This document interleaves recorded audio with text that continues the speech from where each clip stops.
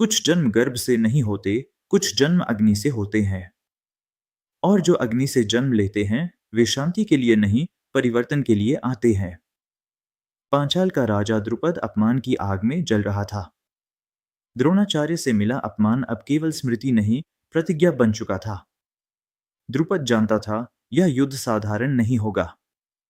उसे चाहिए था एक ऐसा पुत्र जो द्रोणाचार्य को पराजित कर सके, और एक ऐसी शक्ति जो इस युद्ध की धुरी बन जाए।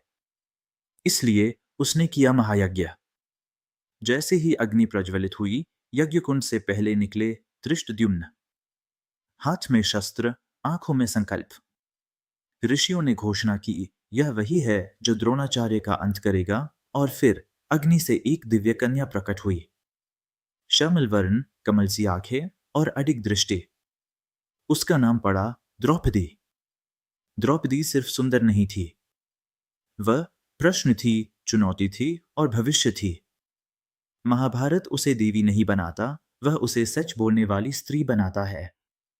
ऋषियों ने कहा, यह कन्या कौरवों के कुल का विनाश करेगी। द्रुपद ने सुना, लेकिन उसने यह नहीं पूछा, किस मूल्य पर। धृष्टद्युम्न, जिसका जन्म मारने के लिए हुआ। द्रौपदी, जो किसी की बेटी नहीं, अग्नि की पुत्री थी।